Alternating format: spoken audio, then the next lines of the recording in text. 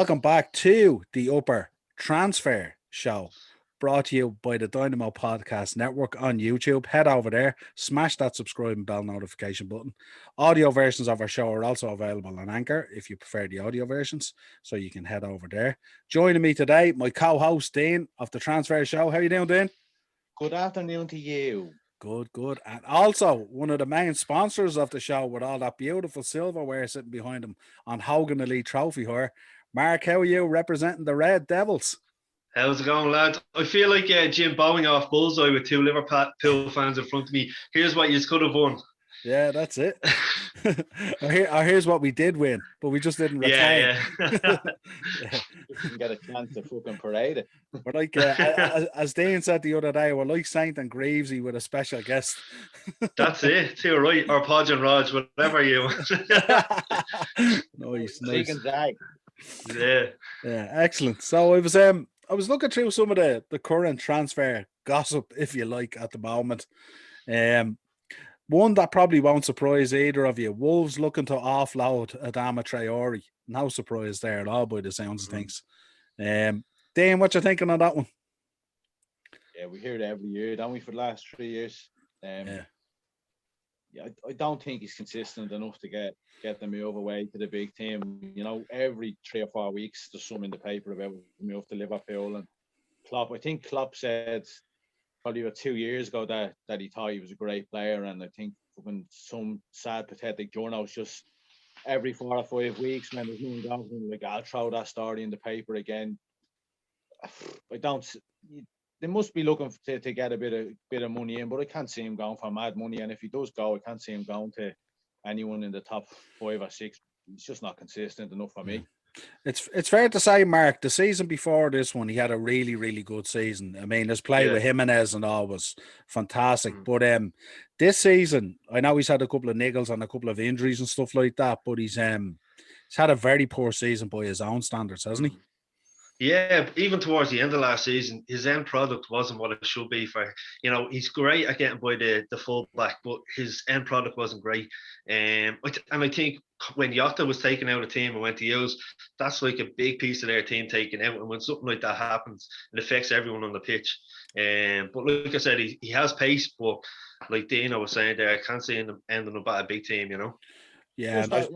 Just you said there, Mark, about, you know, when Jota left, you look at great players over the years, they need them 2 or 3 players around them, you know, to lift their game as well. And not having Jota there and not having Jimenez there, that just heaps the pressure on him even more so. And as we said with Mane, when the spotlight is on you, you know, when there's more than one spotlight on you, some players crumble under the pressure. And I know he's had a few injuries and all, but, you know, when it's told, he didn't step up. Yeah, I think losing Jimenez was huge because he was a real leader in the team, you know. So, Dean, let's talk about Konate. I mean, 2 weeks ago we were told he basically had a medical; it was all good, and it's a kind of a done deal. I still think this deal will go through. I think it's just a timing thing at the moment. What you thinking on that? I think that's a case of both parties didn't want that news to come out. Yeah. He obviously wants to move to Liverpool. No disrespect to anyone else, but you know, when a club like Liverpool comes in for you and you're given basically Joe Matip is made of gingerbread men.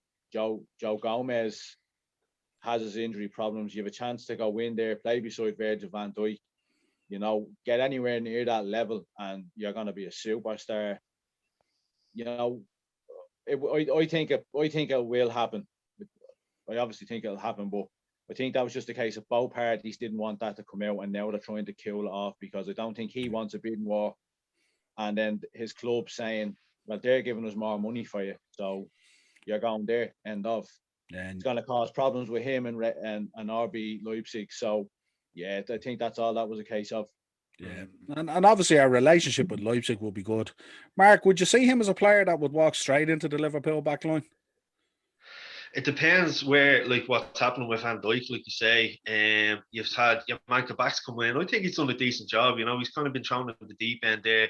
I know you got Davis in off Preston. I don't know what the story is with him, lads. To be honest with you, he's probably no more than I do. We haven't seen sight or sound of him.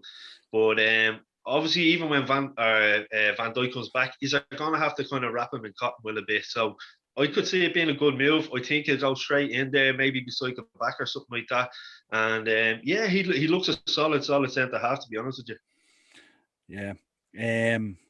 Let's move on. Man City, Phil Foden in line for new terms on his contract. I think there's 2 years still to go on his contract or something like that, but they obviously want to tie him down pretty quickly. I was reading today and I couldn't believe it. I was saying to Dean earlier that he's on something like 30 grand or 35 grand or something at the moment, which is absolutely shocking. you. It's mad. And the talk is they want to bring him up to 100 grand, which I think personally is an absolute no-brainer. And I would have thought it would have been nearly more north of 120, 140 grand, to be honest. Yeah, I in fairness, sorry, Dean, I was just going to say, I think it's good to have him on 30 grand for a while. It keeps him grounded, you know what I mean? Yeah. And then obviously give him a season or two and give him the extra. Then he's well worth it. There's no doubt about it. But I think it's a thing of just keep them grounded. He's only young. And we had the same with McTominay. I think McTominay was on 22 grand a week up until last season. So it gives them that idea of not getting out of their comfort zone too much, you know? Yeah. What's your thinking, Dane? Sam? Definitely, 100%. You know, I was very critical of him in the last 12 months that he was only being out to be as good as he was because he was in a great team, and he, you know, if he underperformed, you had the likes of De Bruyne around you, you know, who took the spotlight off you. I think Pep has managed him really, really well. And the 30 grand a week, you'd love to see it more in football, because in 3 or 4 years' time, he's going to be as good as De Bruyne, in my opinion. And he'll be making 350 plus by the time he's fucking 25 or 26 easily. So you have to, and I think as much as I don't like Guardiola, you have to give him credit, because he's obviously keeping them grounded, because you could get a breakaway like Ravel Morrison, who thinks he's the best player under the sun, and I'm fucking off because I want more money. So yeah, I know he's a City player, so I'm not excited to see what he does for Man City, but I can see him in 4 or 5 years being as good as De Bruyne, and that's a scary thought. Like, he's the future of the English team. It's even now they're comparing him to Gaza, the impact Gaza had when he started off and stuff like that. So it just shows you the quality of him. Like we all talk about Mbappe and Haaland, but he's definitely one for the future. Yeah, he really stepped up. They're all talking about Grealish. I know he's out injured now, but they're all talking about Grealish and how great he is. He's on Phil Foden's on a different level to Jack Grealish, in my opinion. I know he's in 100%. A much better team. I know he's in a much better team, but he's on another level to Jack Grealish. So, you know, they should put all their eggs into one basket with him when it comes to the Euros. You know, he to me, he's going to be that standout player at the Euros. Yeah, 100%. Was reading this morning a little bit of news that broke that apparently, Mark, Chelsea are in for Jude Bellingham, and apparently they're talking 100 million. Yeah. What you thinking on that? Listen, nothing surprised me. We had Jude Bellingham meet up with our officials before he signed for Dortmund. He got a 30A on training complex and stuff like that. When he was with Birmingham, everyone saying what a quality player he was. 100 million, it's a big price to put on such young shoulders, isn't it? But like you still know, nowadays in football, absolutely not surprises me. You know, but you could spend 100 million on him. He could come into the Chelsea team and not even fit in, you know, that sort of way. And don't, like, they have Mason Mount coming up and all for Chelsea and stuff like that. But to me, I think stay in Dortmund another season or two, and then after that, see what happens, you know. Yeah, absolutely. Chelsea, you know, you look at the way Chelsea sign players. They sign players and then they just put them back out on loan. You know what I mean? And, that's the thing. Like, money never seems to be an object, you know. Well, especially now with the financial fair play being scrapped, we've talked about it on this. You know, Chelsea can go and spend whatever they want. Abramovich, there's your checkbook. Do whatever you want, you know. Yeah. Dane, I read this morning as well. Milan joined the hunt to sign Spurs star, and I clicked into it. And when I clicked into it, it wasn't Harry Kane, it wasn't Son, it wasn't Moira, it was Lamela. And I was I going, was just going to say probably Eric Lamela. and I was thinking, how do you keep in the one sentence Spurs, Star, and Lamela all in the one sentence? And I'm thinking, if anyone sniffs a bit of interest in him, is Daniel Levy not bagging him into a boot of a car and driving him personally to whoever spoke about him? 100%. Yeah. Jesus Christ, Sports Yeah. Star. I thought you were going to say that there was a star on a post outside the ground or something. Couldn't believe it. Couldn't believe it. I lost all respect for him after that Martial incident. And even seeing him last night, he can be quite lazy at times. I was watching him against Everton last night. He gave away the ball when he came on and he just kind of stands there like, you know. Yeah. How long is he at Spurs now? Gee, what would he be? About 5 or 6 years, would he? I'd say so. He's there a long time. Has he done anything of note in the 5 or 6 years other than that Rabona goal in the London Derby? Because and then he got sent off. but then again, you have to look at the some players that move to Italy and what have you. Like the standard in Italy is fucking shocking in my opinion, and they're probably looking at Lemay as he's absolutely dirt. But you know, we could actually look at Ashley Young. You know, what I mean?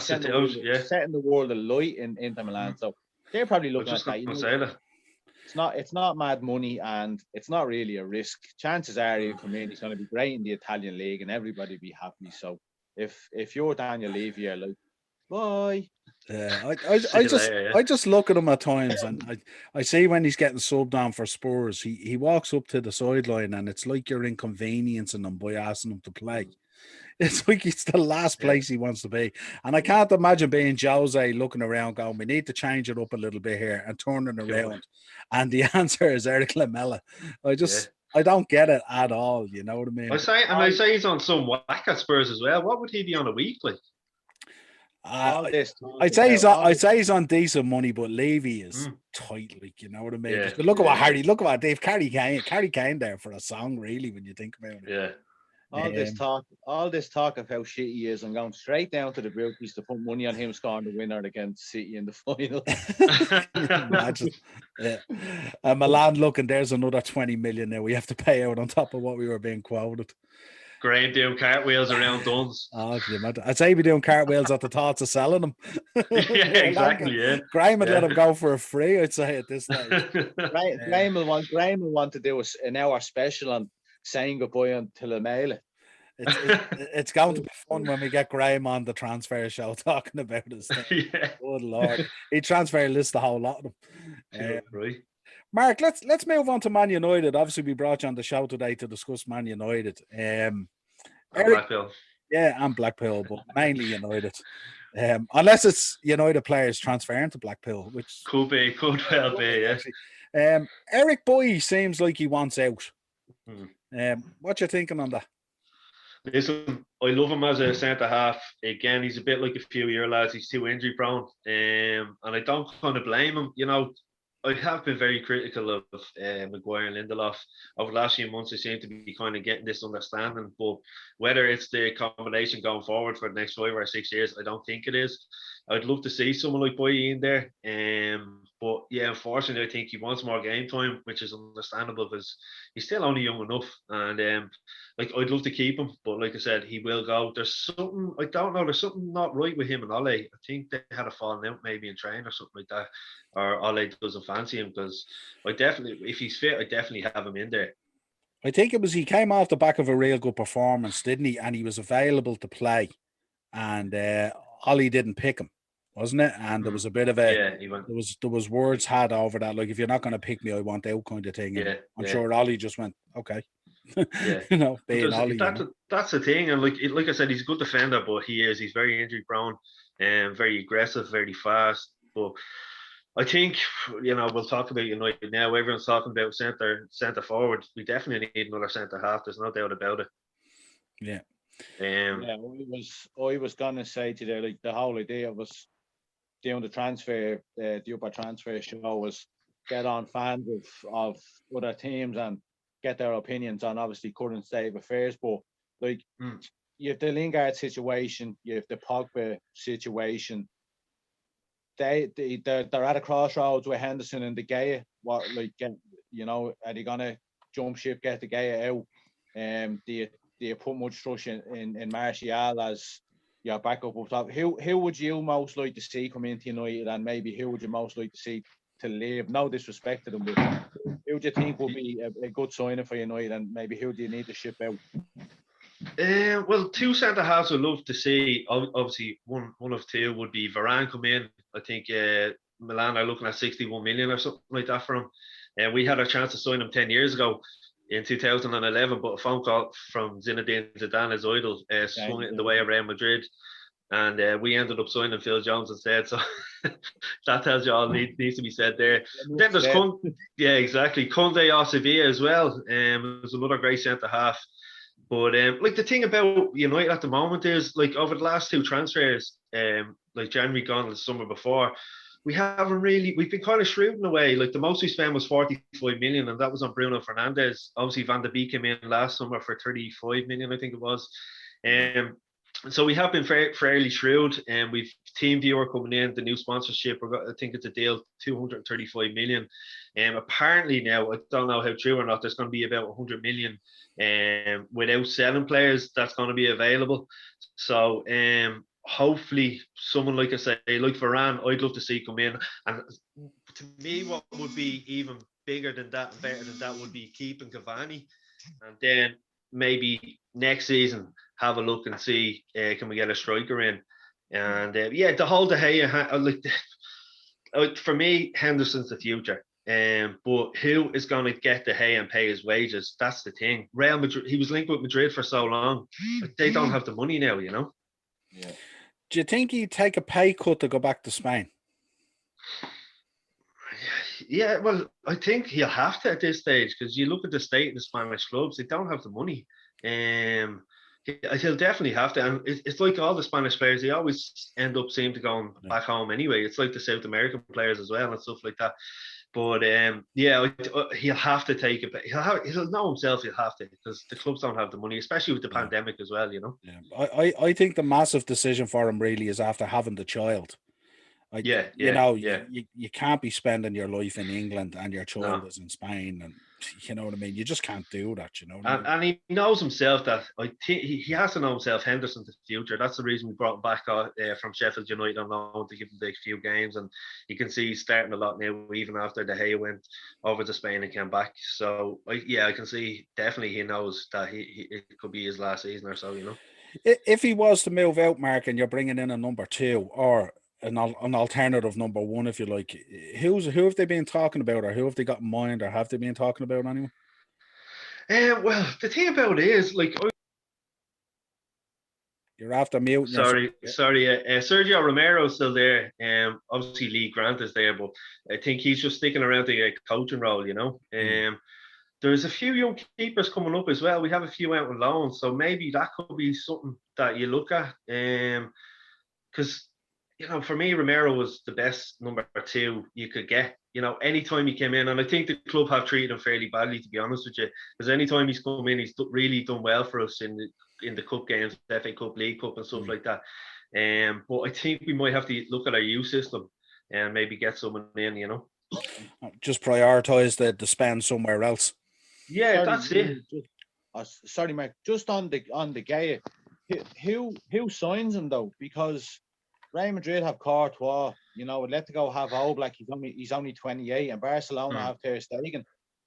Who's going to sign him? You're saying who's going to pay his money and he'll have to take a pay cut, but who needs a goalkeeper? Yeah. No, that's it as well. But if you want to go back to Spain, they're the teams you look at. You know, Atletico, Real, and Barcelona. Unless you're going to look elsewhere, Italy or Paris Saint-Germain in France or something like that. But it is tough because, like I said, with the climate and everything, it's just bad timing to try to get rid of him. And like I said, I think we have to prioritise and getting a centre half in. And again, there's still there's dead wood there. Like I spoke about, Phil Jones is still there, and he's on 90 grand a week. Like, I know he's been unlucky with some injuries and stuff, but he hasn't played properly in God knows how long. So yeah, like, to me, I don't know. De Gea, it's such a tough one, isn't it? Like who would he go to? Especially with the money that you could gain from his sale as well. Big time, big time. Ideally, we should have cashed in on him about a year and a half ago, but he's been so good. I know he's had his ups and downs this season, but he has been so good to us, you know. Yeah, the new contract has sort of backed you into a corner somewhat, hasn't it? Really, defo, 100%. And you know, like I said, Henderson is the future. So hopefully we can sort something out there, and ideally, get a centre half. And like you said, a number two, we need a good number two to come in as well. Yeah, because you don't want Henderson going down the road that De Gea went down with Romero, where he's just he's just comfortable. He knows he's getting picked. You want him still being challenged. I mean, part of Henderson's great form this year is the fact that he knows he has David De Gea breathing down his neck. You know exactly. What I mean? Listen, and it's like Luke Shaw. We brought Alex Telles in last summer, for 15 million or whatever it was, and it was like the kick in the arse that Luke Shaw needed. He's been unbelievable this season, and like I keep saying before, Wan-Bissaka needs someone over there to do that to him. It just gives them a kick up the arse, and it takes them out their comfort zone, and that's what you really need to do. You need to take them out of their comfort zone and make them earn their wages, basically. Yeah, what you're thinking on Anthony Martial? I mean, he looks like he just does not want to be there. He always looks miserable. Even when he scores, he's miserable. Like he's just. What you thinking on him? Well, listen, I spoke on the Monday mashup about him before, and when he came in, we had been playing him out on the left. He scored a goal against some team on his debut. I can't remember who they were. But thanks. For the first two seasons, he played on the left, and then he said, "No, I prefer to play in the middle." This is when Zlatan was there, when he knew he wouldn't get ahead of Zlatan. Now he's playing in the middle. He's saying he prefers to play out left.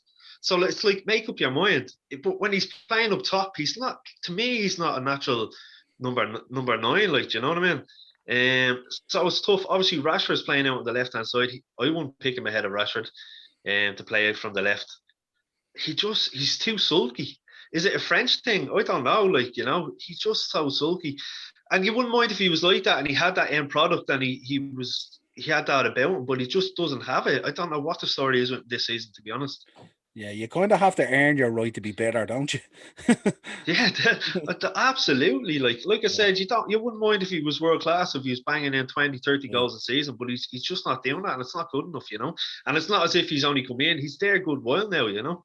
Yeah, I mean, only Dietmar Berbatov gets away with banging in 35 yarders and just looking at the grass like he got bad news. You know what I mean? Exactly. Yeah, absolutely. We have to talk about Paul Pogba. I mean, what's going to happen there is, I know Raiola. I mean, Dean talks about Raiola. He's just poisoned, isn't he? Yeah. I mean, what's going to happen there? Is he going to re-sign? Is he going to be moved on? Are you guys going to cash in? I mean, he seems to be in great form at the moment. Big time. If you had asked me in November, I would have said get rid of him. But since January, he's been unplayable. Like, he's been fantastic. I know he had a bit of a niggly injury there, and he's only come back. But for me, I'd definitely keep him another season. And for him as well, I think you look at it and think Champions League football with United next season. Let's stay and see. But then again, your own mate Dino, Mini Raiola, he'll be in his ear saying, "No, you have a decent Euros, you're going." Who will he go to? Juventus or something like that? Just on Mino Raiola, like, you look at financial fair play being scrapped and all. The fact that there's so much corruption in UEFA and FIFA means that the likes of this guy will be doing this for 20, 30, 40 years, and it's just going to be a big, fat, greedy man sitting on a gaff on the side of a mountain, looking at the world with too much money. He knows what to do with. It's absolutely scandalous. There should be a cap on agent fees. You know, the money should be going into grassroots football. If you're all about, you know, progressing youth footballers and what have you. You can. If I was an agent, I'd be happy to take $1 million. You know what I mean? This guy's asking for 20 million off one player. It's just absolutely horrible what he gets away with. But Dino, I'd like to see him with Kevin De Bruyne. If more players could do that and negotiate their own contracts and cut out the middleman, I think that'd be fantastic going forward. Because, like you said, these agents are ruining the game. You look at, there's a couple of lads that were at Liverpool, and because of their agents, their careers are done, and they're not even 21 years of age. It is. Yeah, sure. Look at Nicholas and Elka. His brothers were looking after him. How many transfers did he have? And they were all getting 1-2 million here and there for each transfer. It's scandalous. Yeah. I suppose it's a hard one to look at it with the agents, isn't it? When the money has become so inflated, which is the nature of the beast in the business. You know what I mean? But I suppose if you're a player, like if you're a player there, you probably want Mene Raiola to represent you, don't you? To get the 100%, 100%. You know what I mean? And then he has Alfinga Haaland getting 20 million. If I give Alfinga Haaland 20 million, I want to be playing centre midfield for me second team as well. Like, you know what I mean? He probably didn't even earn that at his whole career in Man City. Exactly. Yeah. Yeah, it's a madness, really. It's a double-edged sword, really, when you think about it. Let's talk. You mentioned Phil Jones. I mean, obviously, Phil Jones just has to go. That's just a wage bill that needs to go off the books, really. You know what I mean? Definitely. Jesse Lingard has created a serious conundrum now. He's after going into West Ham, absolute baller, hit the ground running. The Jesse Lingard that I presume all you Man United fans knew was there has suddenly spawned.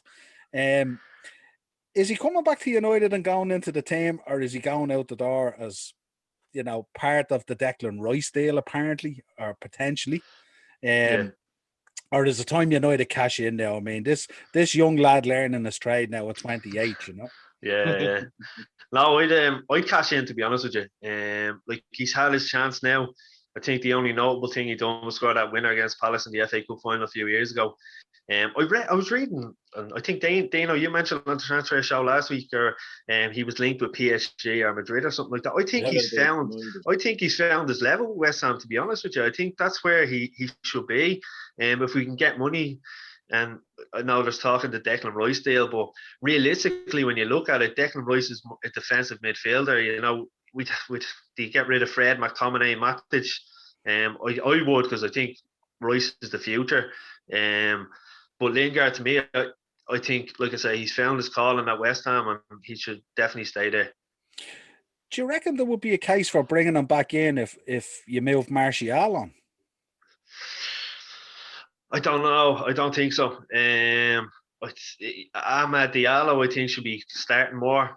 He's only young as well. From what I've seen of him on MUTV and stuff, playing for the under-23s, he's an exciting player. So if you brought Lingard in, you're kind of pushing Diallo back to the 23s and not giving him a chance in the first team. So, like I said, and what do? Do you rest Fernandes and bring Lingard in as well? Anytime I've seen him this season in the FA Cup, he hasn't really taken the opportunity, but a scruff of the neck. Lingard, for me, he hasn't done enough. So I'd like to see him stay at West Ham. And listen, he's been with us since he was 9 or 10. I wish him all the best, but I just think his time is up with us. Sorry, Mark, just talking about Lingard coming in there, possible outgoings. Do you think that you will keep Donny van de Beek, or do you think you'll cash in?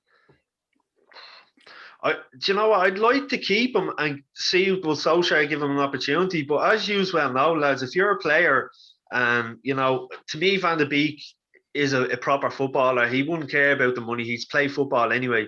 I know it's always about. So he's obviously getting frustrated. As much as people are saying, you can see how much he loves being at United. He's very frustrated sitting on the bench. That game the other night there, on Thursday night, the Europa League game, second leg, I thought he should have started. I thought Bruno should have been rested. He should have came in. It should have been a signal of intent, but he went there and started Bruno then, you know. And then I was thinking, right, we're winning 1-0 up, bring him on at half time. Obviously, Pogba got booked, but it just shows does he not trust him? Like, we've talked about this Van de Beek situation for how many months on the Monday mashup, and I just don't know what it is, like, you know. And when he's playing, he doesn't look confident because he's not given a chance. But he'll also be thinking coming the summer, the World Cup is in 6 months. I want to play in the World Cup. As you said, like, we're Liverpool fans, so you know, the more misery Man United go through, the better for us. When you, I'll just point to that again. Sorry, go ahead. As a neutral looking in at just that certain players, you know, when you signed Donny van de Beek, we all seen how good he was, and when Ajax had that run to the Champions League semi-final. You know, if you're not getting a chance when you're going into the second half and Granada need 4 goals to qualify at Old Trafford, you're not getting a chance. Then you're saying to yourself, you know, maybe my time is up here.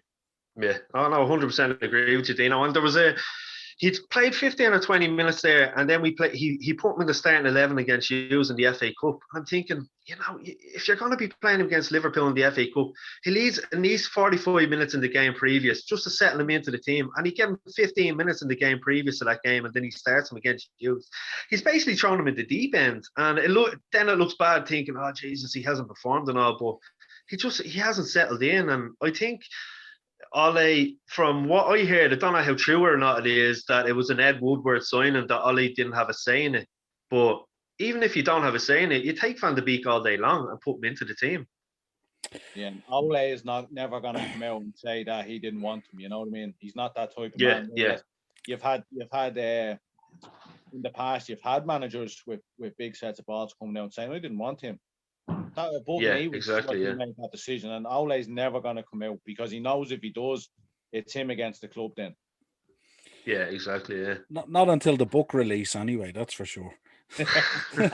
I don't know. I think it's a real conundrum with him, as you said. I've sort of thought all along with the treatment of him. I thought the treatment of him has been atrocious. Really, I know he's come in a few times, and more often than not, he hasn't performed. But I mean, he's getting thrown in, like, you know what I mean? Yeah, exactly. I've thought all along that this was an Ed Woodward, Edwin van der Sar handshake deal that went down. And I don't think Solskjaer, I don't know whether Ollie was even in the conversation about this guy. I think I'd say Van der Sar was involved in the deal as well. Yeah, Van der Sar was the one that he's the head over there in Ajax, isn't he? What was he, the financial director or something like that? Or director of football, I think he is, isn't he? Yeah, so him and Mark Overmars are there and stuff. Yeah, you get the feeling the first time Ollie seen Van de Beek was either playing for Ajax and when he showed up at the training ground or something like that, all right, Gaffer. Well, and the thing about it is, before we saw him, Van de Beek, there was a lot of fans, and obviously still now, that wanted Woodward's head, and it was as if we'll buy Van de Beek and we'll keep them quiet for another 6 to 8 months. That's the way it feels anyway, because like you said, the treatment has been absolutely atrocious of him. Yeah. There's been a lot of talk coming out of the club as well, and especially from a lot of the fan base as well, saying there's a huge requirement there at the moment for a CDM. What you thinking on that? We have how many? What was I saying about Fred McTominay and stuff like that? Yeah. There's obviously rumblings about Declan Royce. Now, obviously, I've heard as well that Chelsea are very interested in Declan Royce because he's good mates with Mason Mount, and I think he started there, didn't he, with the youth academy or something like that? Yeah. Oh, did you? Yeah. So I don't know if he'll come in for us. I'd love to see him there. Obviously, I have a bit of a thing about the Ireland squad and stuff like that when he declared for England, but I'd love to see him come in. But to me, like I said, if we don't get a centre half in, we need to concentrate. Hopefully, we keep Cavani, and if we don't, we definitely need a centre forward in there. Because as we mentioned, Martial. There's a guy I was looking at, Andre Silva, playing for Frankfurt. I don't know if you've seen him linked with us or not. Yeah. He's 20. I think he's 23 or 24. He's played 26 games for Frankfurt, and he scored 23 goals in those games, and he has a release clause of 26 million. So I'd even get him in and concentrate in them areas rather than the CDM, Yeah, Cavani's a big one, isn't he? Because, I mean, all that talk that came out from his dad about Boca Juniors and stuff like that and all, I mean, United moved very quickly to dampen all those stories down, didn't they? And to push through, to have him there for another year, especially with Mason being so young, that the knowledge he could learn off Cavani over the year is invaluable, really, Definitely. Yeah, you can already see it. Like Cavani's movement is just like you've seen that goal against Spurs last week, the diving header. When you've seen the replay, his movement, he's probably the only one in Europe that can make that move in between the two defenders and get the header in. He's world class. It's what we call a typical Cavani goal. Yeah, that's it. But the only thing that has me worried is when you're hearing it from his dad.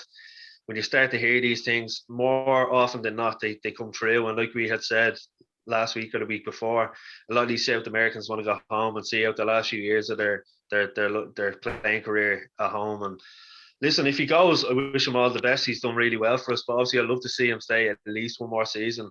And like you say, he'll learn from the likes of Mason and stuff like that as well. Yeah, absolutely. I think that's really everything, isn't it? We've covered for Man United. There's not a whole lot else to cover. Dane, if you want anything else you want to put a mark around like that, I think we've covered nearly the whole squad at this stage, haven't we? Yeah. We're at that time of the season there where it's not nice when Liverpool are relying on other teams to do us favours. So if it's just those games we have against the teams around us, you just go out there and do us a favour and beat them for us. Well, listen, Newcastle done you a favour today, beating West Ham. It leaves it all open up there, doesn't it? Absolutely. If we were to get top four, and use went out and got them wins for us. I'll buy you a point when the Bills is back out. Absolutely. I'll get that in writing, Dean. I'll get it laminated then as well. I'll be happy, man. I'll have my people contact your people, and it'll be faxed over. Happy days. And so once you've cemented second, just throw us that 3 points as well the first week of May, will you? That's it. Exactly, man. Yeah. Well, listen, been a pleasure as always, lads. Another great transfer show. Thanks for having us We'll be on, back lads. here next week. Mark, appreciate you coming on to talk all things Man United. Thanks for having us. Head over to YouTube. It, Smash that bell notification and subscribe button. Dynamo Podcast Network. Again, Anchor for your audio versions of the show. And we will be back with you again next week with another transfer show. Cheers, boys. See you later, lads.